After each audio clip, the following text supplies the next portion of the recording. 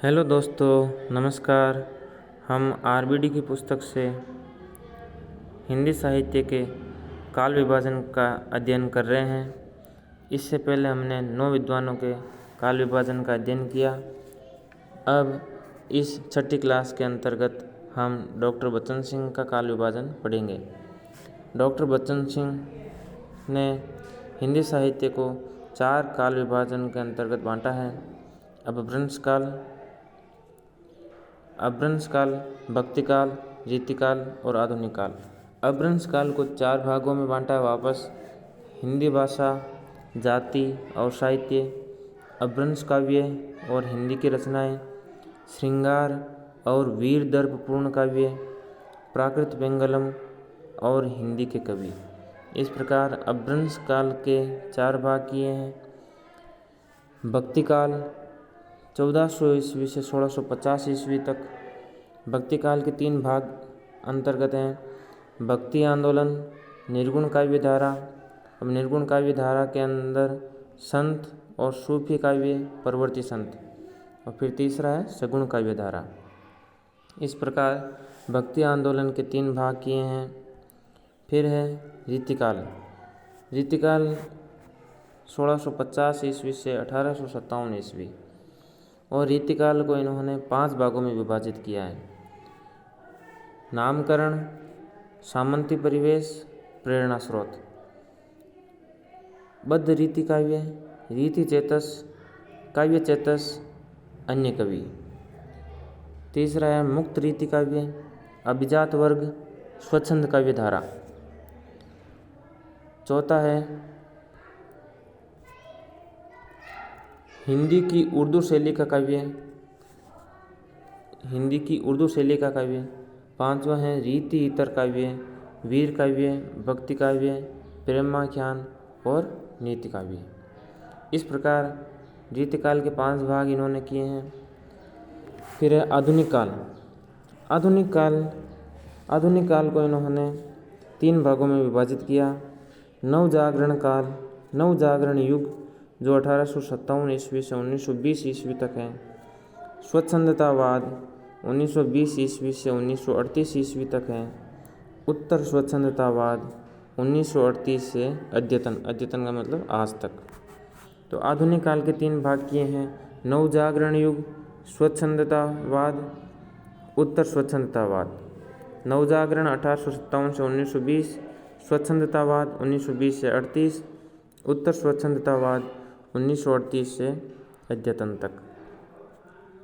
आगे देखिए, आगे हम अब पढ़ेंगे डॉक्टर गणपति चंद्र गुप्त का काल विभाजन। गणपति चंद्र गुप्त ने देखिए 3 मोटे तौर पर 3 विभाजन किए हैं। प्रारंभिक काल, मध्यकाल और आधुनिक काल। प्रारंभिक काल 1184 ईस्वी से 1350 ईस्वी। मध्य काल 1350 से 1857 ईस्वी तक। और तीसरा है आधुनिक काल जो 1857 ईस्वी से अब तक है। इन कालखंडों में विकसित काव्य परंपरा। अब इन सभी कालखंडों के अंतर्गत वापस विभाजन किए गए हैं। प्रारंभिक काल को 2 भागों में बांटा है। धार्मिक रास काव्य परंपरा और संत काव्य परंपरा। प्रारंभिक काल को 2 भागों में बांटा है, धार्मिक रास काव्य और संत काव्य। मध्यकाल को 11 काव्य धाराओं में बांटा है। मध्यकाल को मोटे तौर पर इन्होंने धर्म आश्रय, राजाश्रय और लोकाश्रय, तीसरा भाग है लोकाश्रय।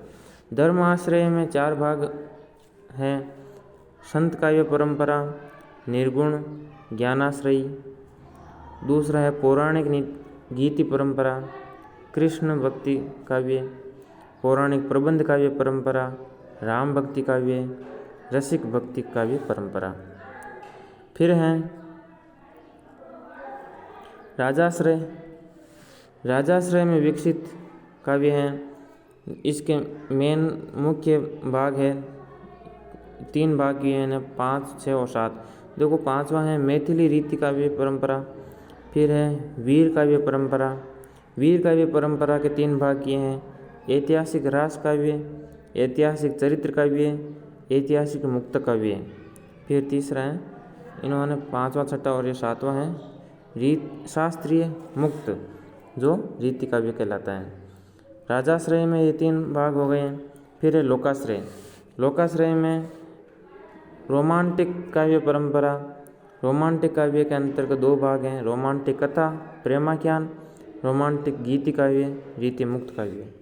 इस प्रकार इन्होंने रीति काल जो मध्यकाल इन्होंने बताया है, मध्यकाल के 3 भाग किए हैं।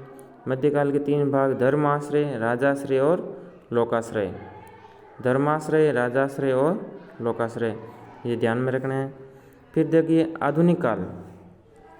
आधुनिक काल को आदर्शवादी जो द्विवेदी युग कहलाता है। स्वच्छंदतावादी, छायावाद, छायावाद को स्वच्छंदतावादी कहा है। फिर है यथार्थवादी। यथार्थवादी के 2 भाग किए हैं, समाजपरक यथार्थवादी प्रगतिवाद, व्यक्तिपरक यथार्थवादी प्रयोगवाद, प्रगतिवाद प्रयोगवाद। इस प्रकार ये गणपति चंद्र गुप्त का काल विभाजन था। हमने काल विभाजन के सभी कवियों के काल विभाजन पढ़ लिए हैं। अब हम नेक्स्ट क्लास के अंतर्गत हम आरबीडी की पुस्तक से आगे अध्ययन करेंगे। हमारे साथ जुड़कर रहिएगा। लाइक, शेयर और सब्सक्राइब भी कीजिए ताकि हमको मोटिवेशनल मिल सकें और हम आगे निरंतर अध्ययन जारी रख सकें। धन्यवाद।